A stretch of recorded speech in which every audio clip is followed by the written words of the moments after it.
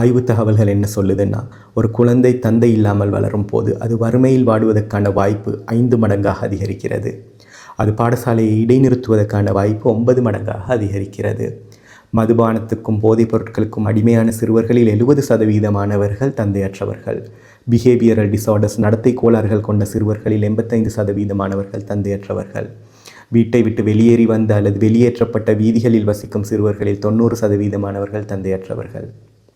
எங்களுக்கு பிள்ளைகளை வளர்க்க ஆண்கள் தேவையில்லை, நாங்களே வளர்த்து கொள்வோம் என்று சொல்லும் டாக்ஸிக் ஃபெமினிசம் மேற்குலகில் தோன்றி இன்று உலகமெங்கும் வியாபித்து கொண்டிருக்கிறது. அந்த பெண்களுக்கு வேண்டுமானால் ஆண்கள் தேவையில்லாமல் இருக்கலாம், ஆனால் குழந்தைகளுக்கு அப்பாக்கள் தேவை. அப்பா ஒரு குழந்தையின் முதல் நாயகன், the first hero. The other side of the coin meantime. அப்போது அப்பா இல்லாத குழந்தைகளுக்கு வாழ்க்கையில் சாதிக்கவே முடியாதா அப்படின்னு கேட்டால் அப்படி கிடையாது. இந்த உலகத்தில் தோன்றிய மிகச்சிறந்த மனிதர், இந்த உலகத்தின் போக்கையே மாற்றி அமைத்தவர், இறைவனின் இறுதி தூதர் முஹம்மது நபி ஸல்லல்லாஹு அலைஹி வஸல்லம் அவர்கள் ஒரு அனாதை. பிறக்க முன்னரே தந்தையை இழந்தவர், 6 வயதில் அம்மாவை இழந்தவர்.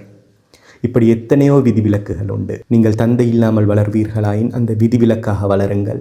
உங்களுக்கு தந்தை இருப்பின், தந்தையின் அரவணைப்பு கிடைத்திருப்பின் இறைவனுக்கு நன்றி சொல்லுங்கள். உங்களுக்கு ஒரு மகன் இருப்பின் ஒரு நல்ல தந்தையாக இருக்க முயற்சி செய்யுங்கள். பொதுவாக அப்பாக்களுக்கு இன்றைய பொருளாதார சிக்கல்களோடு போராடுவதற்கே நேரம் சரியாயிடுது. ஆகவே 100% அம்மாக்களால் ஆண் பிள்ளைகள் வளர்க்கப்படுகிறார்கள். அப்படி வளர்க்கப்படும் ஆண் பிள்ளைகளில் பெண் இயல்புகளும் வருவதற்கான அபாயம் இருக்கிறது. இன்றைக்கி வெஸ்டர்ன் வேர்ல்டில் இருக்கிற இந்த ஜெண்டர் ஐடென்டிஃபிகேஷன் மற்றும் எத்தனையோ பாலின பிரச்சனைகளுக்கு முதல் புள்ளியாக இது இருக்கலாம்.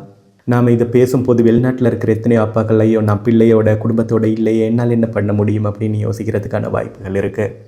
இன்றைக்கி இருக்கிற இந்த தொழில்நுட்ப வளர்ச்சியோடு யாருமே யாரை விட்டும் தூரமாக இல்லை. நாம் நினச்சா 24 மணித்தியாலமேனாலும் கனெக்டடாக இருக்கலாம்.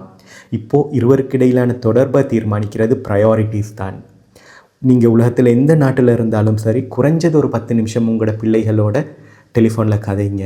கடுகடுப்பான ஒரு அப்பாவாக இல்லாமல் ஒரு நல்ல நண்பனாக கதைங்க, அவங்களையும் கதைக்க விடுங்க.